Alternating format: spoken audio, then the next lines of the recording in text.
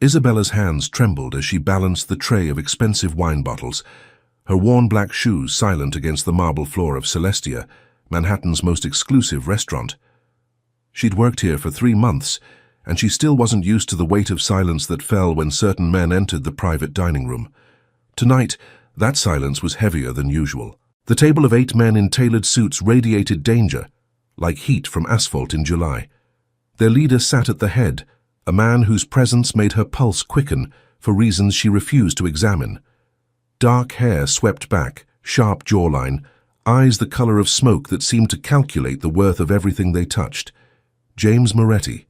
She'd heard the whispered name, seen the way the restaurant owner practically genuflected when he arrived. Isabella told herself to stay invisible, to pour the wine and disappear. But she'd learned long ago that invisibility was a luxury women like her couldn't always afford. And tonight, when James Moretti spoke in rapid, fluent Arabic to test his capos, never expecting a response, Isabella's past collided with her present in a single, unthinking moment.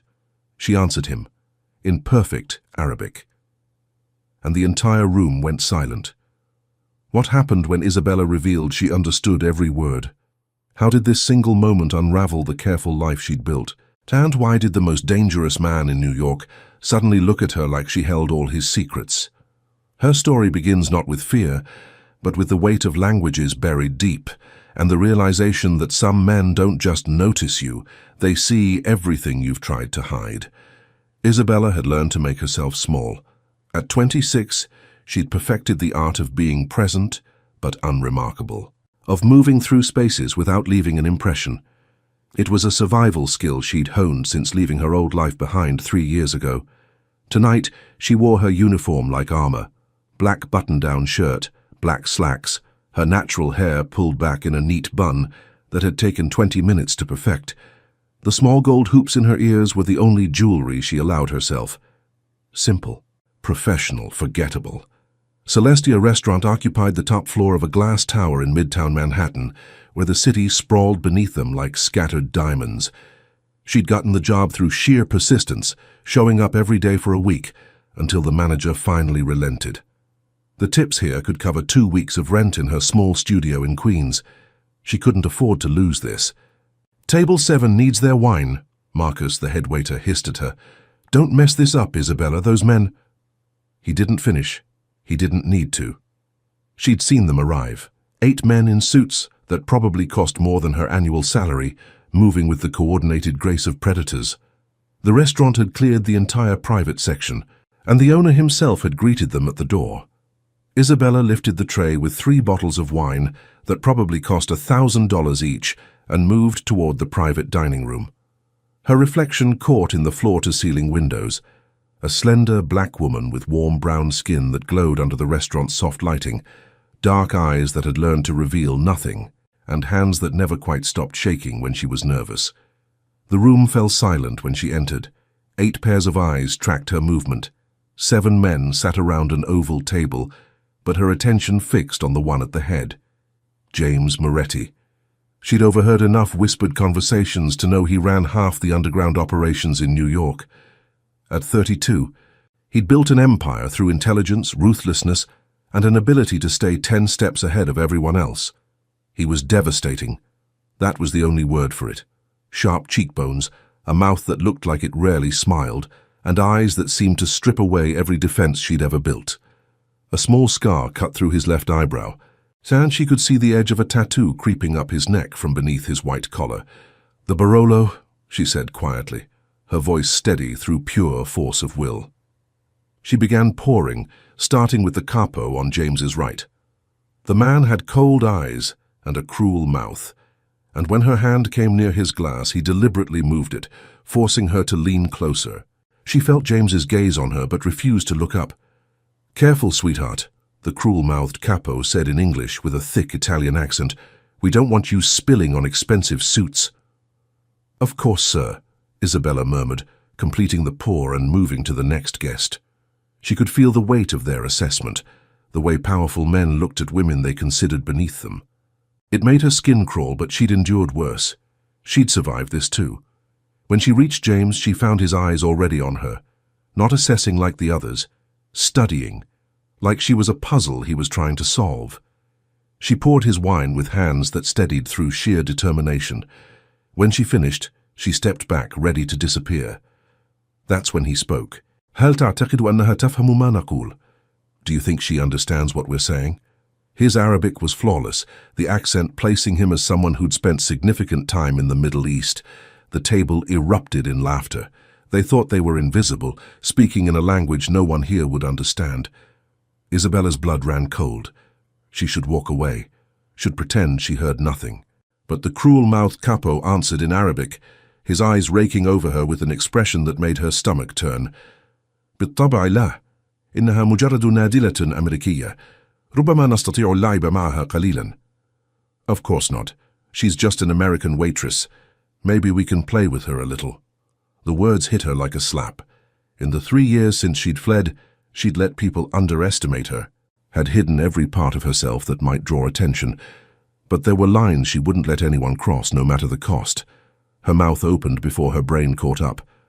Ana afham kul kelima. I understand every word. Her Arabic emerged clear and cultured, the accent from years of study and life abroad unmistakable. The silence was absolute. Every man at the table froze. The cruel-mouthed capo's smirk vanished.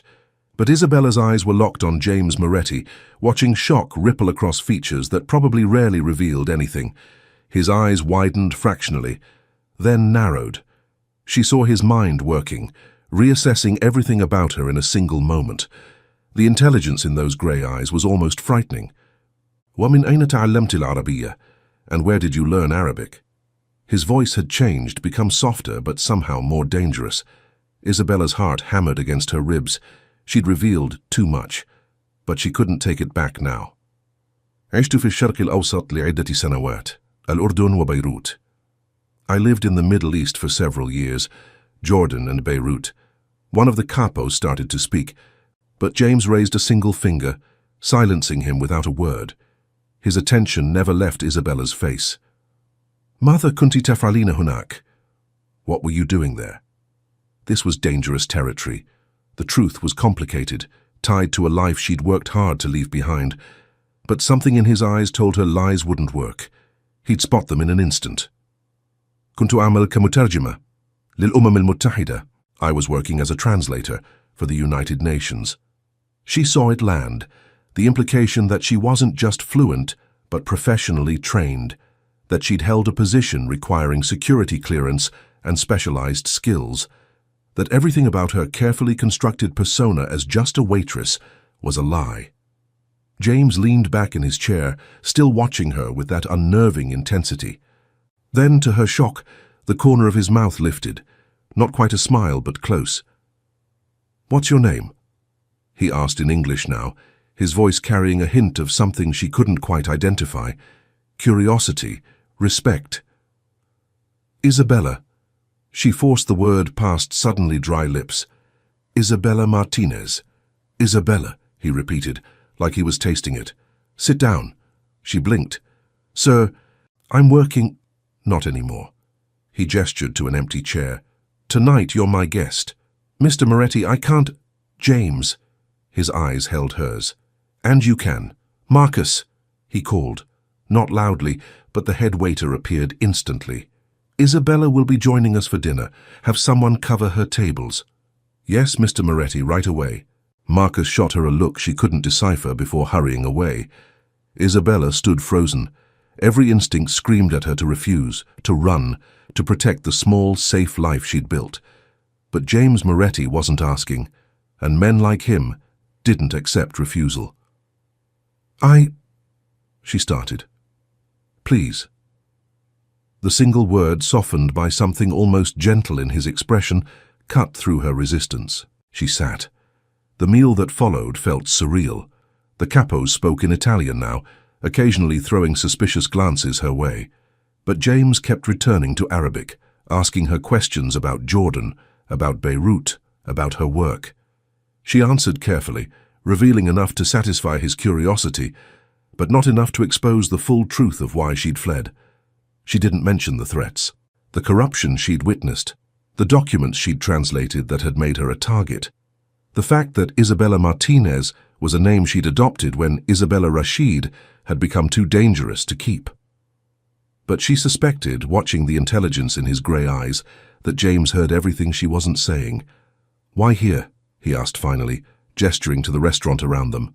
"Why serve wine when you could be translating for diplomats?" Isabella's fingers tightened on her water glass. "Sometimes the most dangerous thing isn't the enemy in front of you, it's the one pretending to be on your side." Something flickered in his expression. Understanding. "You ran from something." It wasn't a question. She didn't confirm it, but she didn't deny it either. "And you thought hiding here would keep you safe?" His voice had dropped lower, and suddenly she felt the full weight of his attention on her. Not threatening, protective. It terrified her more than anger would have. "It's worked for 3 years," she said quietly. "Until tonight." "Until tonight," she agreed. They held each other's gaze for a long moment. In it, Isabella felt something shift. She'd spent 3 years invisible, and in a single conversation, James Moretti had seen her more clearly than anyone since she'd fled. The question was, what would he do with that knowledge? Isabella had broken her own rule: never draw attention, never reveal yourself, never let anyone see who you really are. But James Moretti wasn't just anyone, and the way he looked at her now, like she was both mystery and answer, made her realize that invisibility might no longer be an option. What happens when the most dangerous man in New York decides you're worth protecting, even if you never asked for his help? Isabella's apartment in Queens felt smaller than ever when she unlocked the door at 2 a.m. Her hands shook as she set down her purse, the weight of the evening finally crashing down on her. She'd stayed until the meal ended, endured James's intense scrutiny and the Capos' suspicious glances, and somehow maintained her composure. But now, alone in her studio with its second-hand furniture and water-stained ceiling, she could admit the truth. She'd made a terrible mistake. She changed into sweats and a t-shirt, then sat on her bed staring at the window that overlooked a narrow alley. Her phone buzzed. An unknown number. "You left without your tips." Isabella's heart stuttered. How did he get her number? "I'll collect them tomorrow," she typed back after a long moment. Tomorrow is Sunday. Celestia is closed, she'd forgotten. Her mind felt sluggish with exhaustion and fear. Monday then. 3 dots appeared, then disappeared. Then appeared again. "I want to see you tomorrow. Lunch. I'll send a car at noon." Isabella stared at the message. This was how it started, wasn't it? Men like James didn't ask. They commanded. She thought of the cruel-mouthed Capos' words, of the way power corrupted, of all the reasons she'd left her old life behind. "I'm busy tomorrow," she lied. "No, you're not. You work Tuesday through Saturday. I know your schedule, Isabella." A chill ran down her spine. How much did he know? Had he been watching her before tonight? "This is inappropriate," she typed. "What's inappropriate is what my capo said about you in Arabic. What's inappropriate is you walking home alone at 2 a.m. through neighborhoods I wouldn't let my men enter unarmed. What's inappropriate is you working yourself to exhaustion when you're clearly meant for better things." Isabella's fingers hovered over the keys. She should tell him no, should block the number, should quit Celestia and find work somewhere he'd never find her. Instead, she typed, "Why do you care?" The response came quickly. "I don't know yet, but I'm going to find out. Noon tomorrow. Don't make me come get you." She didn't respond, but she also didn't sleep. The car arrived at 11:55 a.m. Isabella watched from her window as a gleaming black SUV with tinted windows pulled up to her building. A man in a suit stepped out, not James, but clearly one of his men. Professional, alert, armed, she'd bet money on it. She'd dressed carefully. Jeans and a rust-colored sweater that brought out the warmth in her brown skin, her hair in loose curls around her shoulders, minimal makeup. Not trying too hard, but not looking like she'd given up either. The driver held the door open without speaking. The interior was leather and luxury. So far removed from her normal life, it felt like entering another dimension. They drove in silence through Queens, across the bridge into Manhattan, but instead of heading to a restaurant, they went north, toward the Upper East Side. Isabella's unease grew. "Where are we going?" she finally asked. "Mr. Moretti's residence," the driver said, his tone neutral. "I thought we were having lunch." You are. He's cooking." Isabella blinked. James Moretti, crime boss, dangerous man, ruler of half of New York's underworld, was cooking lunch. The building they stopped at was elegant and discreet, the kind of place where you needed more money than most people made in a lifetime just to get past the doorman. They rode an elevator to the penthouse, and when the doors opened, Isabella stepped into a space that stole her breath. Floor-to-ceiling windows overlooked Central Park. Modern furniture in greys and blacks, art on the walls that looked original and expensive. But what struck her most was how quiet it was. Not just absence of noise, but a profound stillness, like the apartment existed outside the normal chaos of the city. "You came," James said, appearing from what must be the kitchen. He wore dark jeans and a simple black t-shirt that showed the full extent of his tattoo, intricate Arabic calligraphy running up his neck and disappearing under his collar. In casual clothes, he should have seemed less dangerous. Somehow, he seemed more. "You didn't really give me a choice," Isabella said, trying to keep her voice steady. "There's always a choice." He moved closer, and she caught his scent, expensive cologne with hints of cedar and something darker. "But I'm glad you chose this." "Why am I here, James?" He studied her for a moment, those grey eyes seeming to see too much. "Because last night, you revealed something about yourself and I have questions. Because I can't stop thinking about you. And because I think you're in danger and I want to help. I don't need your help." "Everyone needs help sometimes, Isabella." He gestured toward the living room. "Come, the food's almost ready." Against her better judgment, she followed. The kitchen was state-of-the-art, but clearly used. There were spices lined up on the counter, a well-worn cutting board, pans that showed age and care. James moved around the space with surprising comfort, finishing what looked like a Mediterranean spread. Hummus, tabbouleh, grilled chicken with za'atar, warm pita bread. "You cook," she said, unable to hide her surprise. "My mother insisted all her children learn." He plated the food with practiced ease. "She said a man who can't feed himself is a man who can't survive." "Smart woman." She was. Past tense. Something flickered in his expression. Pain quickly masked. "She died when I was 15. This was her favorite meal to make when we had guests." Isabella felt something soften in her chest. It was easy to see James Moretti as just a dangerous criminal. Harder to see him as a boy who'd lost his mother young, who'd learned to cook her recipes to keep her memory alive. They ate in the living room, the city sprawling beneath them. The food was excellent, and Isabella found herself relaxing despite her better judgment. James asked about her life in Jordan, about the places she'd seen, the people she'd met. She found herself talking more than she'd intended, sharing carefully edited memories of a life that felt like it belonged to someone else. "What made you leave?" he asked finally, the question she'd been dreading. Isabella set down her fork, her appetite vanishing. "I saw something I shouldn't have. People I worked with, people I trusted, were involved in things that made me a liability.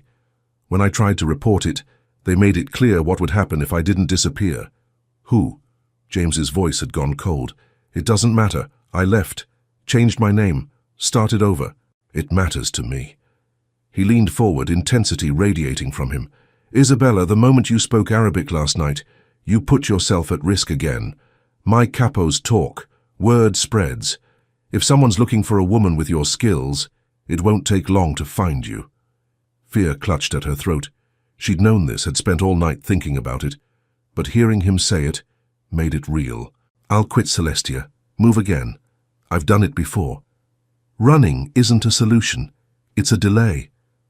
James's hand covered hers on the table, and she startled at the warmth of his touch. "Let me protect you." "Why?" she whispered. "You don't even know me." "I know enough." His thumb traced small circles on the back of her hand, the gesture surprisingly gentle. "I know you're brave enough to speak truth to power. I know you're smart enough to survive 3 years on your own. I know you hide yourself behind serving trays and uniforms, but last night I saw who you really are. And I think—" He paused, seeming to search for words. "I think you're worth protecting." Isabella's eyes burned with tears she refused to shed. No one had offered to protect her in so long. She'd learned to be her own fortress, her own defender. But God, she was tired, so tired of being alone. "I don't want to owe you," she said softly. "Then don't. Think of it as mutual benefit. You help me sometimes with translations, legitimate ones, nothing illegal. I make sure no one comes looking for you. We help each other." It was a lie, and they both knew it. The way he looked at her wasn't about translations or mutual benefit.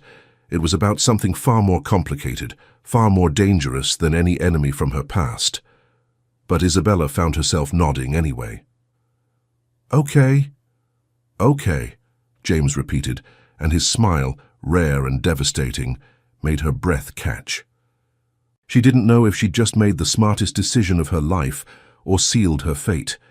But as she sat in James Moretti's penthouse, his hand warm on hers and the city glittering below, Isabella realized she was tired of running. Maybe it was time to let someone else stand beside her for once. Protection comes with a price, but Isabella was beginning to realize that James Moretti wasn't asking for payment, at least not the kind she expected. He saw her, truly saw her, and that was more dangerous than any enemy.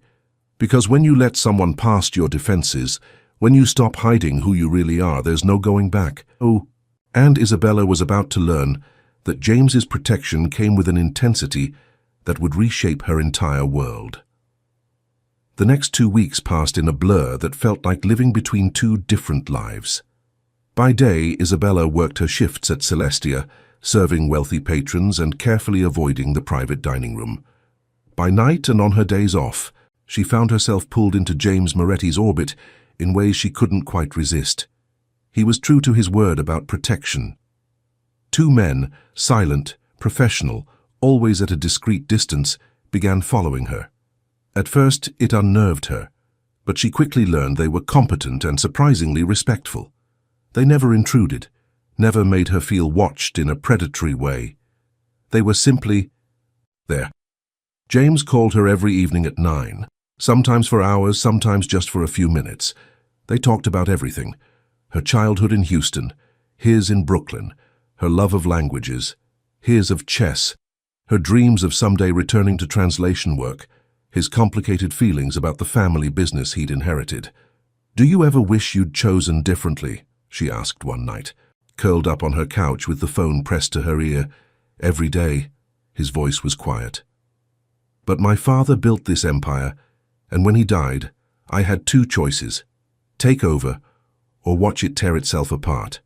My siblings, my cousins, the families that depend on us, they needed someone strong, someone willing to do what was necessary." "That's a lot of weight to carry." "It is." A pause. "You understand that, don't you? Carrying weight you never asked for." Isabella thought of the documents she'd translated, the corruption she'd uncovered, the way her whole life had imploded because she'd tried to do the right thing. "Yeah, I understand." On her third Sunday off, James invited her to his penthouse again. This time he wanted to teach her to play chess. Isabella sat across from him at an antique board, trying to focus on the game while hyper-aware of his presence. The way he smelled like expensive cologne and danger, the way his long fingers moved pieces with casual confidence. "You're distracted," he observed, capturing her knight. "You're intimidating." His eyes lifted to hers, and she saw amusement there. "I intimidate you." "You're James Moretti. You intimidate everyone." "Not you." He leaned back in his chair. "You've never been afraid of me." "I didn't say I wasn't afraid. I said you intimidated me. There's a difference." "What are you afraid of, then?" His voice had gone softer, more intimate. "You," Isabella wanted to say. "The way you make me feel. The way I'm starting to need these conversations. The way I look forward to seeing you more than I should." Instead, she moved her queen and said, "Losing. At chess? At everything." James studied her for a long moment, then reached across the board and took her hand. His palm was warm, calloused despite his wealth. "I won't let you lose, Isabella." "You can't promise that. Watch me." 3 days later, the careful balance of her two worlds shattered. Isabella was walking home from her shift, her guards trailing at their usual distance, when a car pulled up beside her. Not James's, a sleek Mercedes with diplomatic plates. The back window rolled down, and Isabella's blood turned to ice. The face that appeared belonged to Mikhail Volkov, cultural attaché to the Russian consulate, and the man who'd threatened her 3 years ago when she'd translated documents proving his involvement in illegal arms sales. "Isabella Rashid," he said in Russian, his accent heavy and menacing. "What a surprise finding you here." She didn't run, didn't freeze. Years of diplomatic training kicked in, and she met his gaze calmly, even as terror flooded her veins. "So you have me confused with someone else, do I?" His smile was cruel. "Strange. You look exactly like the translator who cost me a very lucrative position, the one who disappeared before I could express my gratitude." Isabella's guards had noticed the exchange. She saw them moving closer, hands going to concealed weapons, but Mikhail noticed too.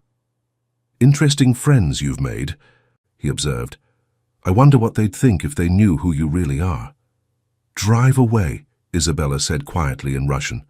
"Now, while you still can." "Or what? Your bodyguards will shoot a diplomat in the middle of Queens." He laughed. "I think not. But I will see you again, Isabella. Soon." The window rolled up. The Mercedes drove away. Isabella stood frozen on the sidewalk, her carefully constructed new life crumbling around her. One of her guards appeared at her elbow. "Miss Martinez, we need to get you somewhere safe. Mr. Moretti needs to know about this." "No," she started, but her phone was already ringing. "James," she answered with shaking hands. "Isabella." His voice was tight with controlled fury. "My men just reported what happened. Are you hurt?" "I'm fine." "You're not fine. Don't lie to me." A pause, then softer. "Come to the penthouse now. We need to talk about who you really are." The drive felt endless. When she finally stood in James's living room again, he was pacing like a caged predator, his phone in one hand, as he barked orders at someone in rapid Italian. When he saw her, he ended the call and crossed to her in 3 strides. His hands framed her face, thumbs brushing her cheekbones as he searched her eyes. "Tell me everything. No more half-truths. Everything." So she did. Standing in his living room with Manhattan glittering below them, Isabella told him about Isabella Rashid, about the UN position she'd earned through years of study, about the documents she'd translated that proved multiple diplomats, including Mikhail Volkov, were involved in arms trafficking. She told him about reporting it, about the threats, about the car accident that killed her supervisor and was ruled mechanical failure, but that she knew was murder. She told him about running, about becoming Isabella Martinez, about 3 years of looking over her shoulder and wondering if today would be the day they found her. When she finished, James was silent for a long moment. Then he pulled her into his arms, one hand cradling the back of her head, the other wrapped around her waist. She stiffened in surprise before melting against him, breathing in his scent, letting herself be held for the first time in years. "Why didn't you tell me all this before?" he asked against her hair. "Because my truth puts everyone around me in danger. I learned that the hard way." James pulled back enough to meet her eyes. "Isabella, I run one of the largest organized crime families on the East Coast. Danger is my business, and compared to corrupt diplomats who hide behind immunity?" His smile was cold and sharp. "Those men are amateurs. What are you saying?" "I'm saying Mikhail Volkov just made a serious mistake. He threatened someone under my protection." James's thumb traced her lower lip, and Isabella's breath caught. "He's going to learn what happens when you come after what's mine." "I'm not yours," she whispered, but there was no conviction in it. "Aren't you?" His grey eyes held hers, intense and unwavering. "Tell me you don't feel this between us. Tell me you don't think about me the way I think about you. Tell me your heart doesn't race when I touch you." Isabella's heart was racing now, thundering so hard she was certain he could hear it. "James, I've spent 2 weeks trying to be patient, trying to give you space, but I'm done pretending this is just about protection." His forehead touched hers. "I want you, Isabella. Not as a job, not as an obligation. I want you in my life, in my home, in my bed. And I want to keep you safe while you decide if you want the same thing." She should say no, should protect her heart the way she'd learned to protect her body, her identity, her life. But standing in James Moretti's arms with his confession hanging between them, Isabella realized she was tired of protecting herself from everything, including the possibility of being happy. "I want that too," she whispered. "God help me, I want that too." James's kiss was inevitable, like gravity, like the tide. His mouth claimed hers with a hunger that stole her breath, one hand tangling in her curls, while the other pressed against her lower back, pulling her closer. Isabella kissed him back with 3 years of loneliness, 3 years of fear, 3 years of denial, all pouring out in that single moment of surrender. When they finally broke apart, both breathing hard, James rested his forehead against hers. "Stay with me tonight. Here. Let me keep you safe." Isabella nodded, unable to form words. That night she slept in James Moretti's guest room, knowing he was just down the hall. She slept better than she had in 3 years, and she knew there was no going back. When you've spent years hiding, being truly seen feels like standing naked in sunlight. James knew all her secrets now, and instead of turning away, he'd pulled her closer. But Mikhail Volkov's reappearance meant the past Isabella fled was catching up fast. And as she fell deeper into James's world, and into feelings she'd sworn she'd never risk again, Isabella would have to decide: keep running from her old life, or stand and fight with the most dangerous man in New York at her side. Isabella woke to sunlight streaming through unfamiliar windows and the smell of fresh coffee. For a moment, disoriented, she couldn't remember where she was. Then memory flooded back. Mikhail Volkov, her confession, James's kiss. She sat up, wearing the t-shirt James had lent her, her curls wild around her shoulders. The apartment was quiet, but she heard movement from the kitchen. James stood at the stove making breakfast. He'd changed into workout clothes, and Isabella could see the full extent of his tattoos now.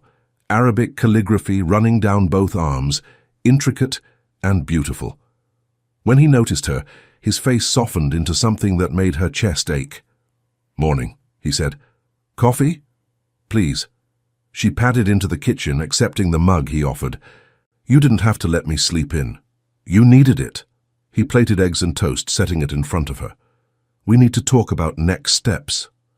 "I should leave New York," Isabella said quietly.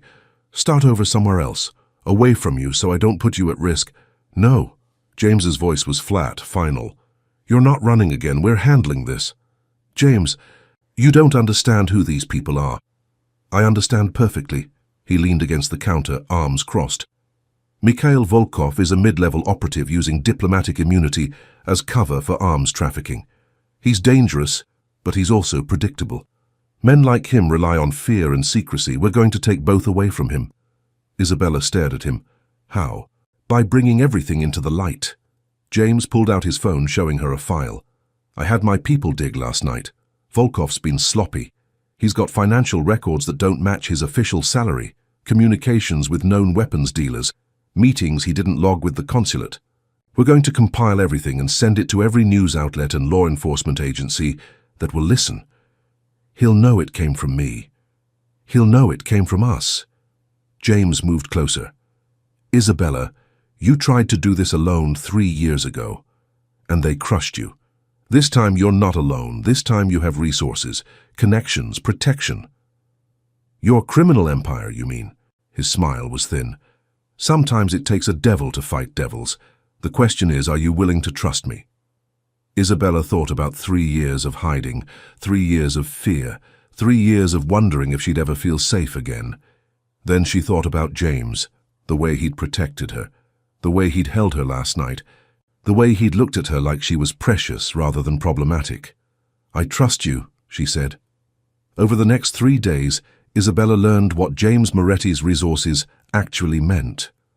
Lawyers appeared, legitimate ones who specialized in international law and diplomatic cases. Private investigators compiled dossiers. Journalists were contacted through careful intermediaries. But most importantly, James had connections with federal agents who'd been trying to build cases against corrupt diplomats for years. Isabella sat in a secure office and gave a detailed testimony, this time with immunity and protection guarantees. The documents you translated 3 years ago, Agent Chen said, reviewing her statement. Do you still have access to them? They were on a secure server. I don't... Isabella stopped. Wait, I backed everything up to a private cloud storage before I ran. I was so scared I'd forget the details. James's hand found hers under the table. Can you access it? Maybe, if the account still exists. It did. That evening, sitting at James's dining table with her laptop, Isabella logged into a cloud storage account she'd created 3 years ago under a false name. And there it was, every document she'd translated, every piece of evidence of Mikhail Volkov's crimes. This is it, Agent Chen breathed, scrolling through the files. This is everything we need. Miss Rashid, Miss Martinez, this is enough to bring charges, real ones. What about diplomatic immunity? Isabella asked. These crimes are serious enough that his home country will waive it or face international consequences, especially once this hits the news. Agent Chen looked at her with something like awe. You did it. You actually did it. But Isabella wasn't celebrating yet. Mikhail will know I'm the source. He'll retaliate. He'll try, James said quietly. He won't succeed. That night, every major news outlet broke the story. Russian diplomat implicated in international arms trafficking scheme, evidence provided by whistleblower translator. Mikhail Volkov's face was everywhere. By morning, he'd been recalled to Russia and stripped of his diplomatic credentials. Isabella stood at James's windows watching the city wake up and felt something she hadn't felt in years. Safe. James's arms wrapped around her from behind. How do you feel?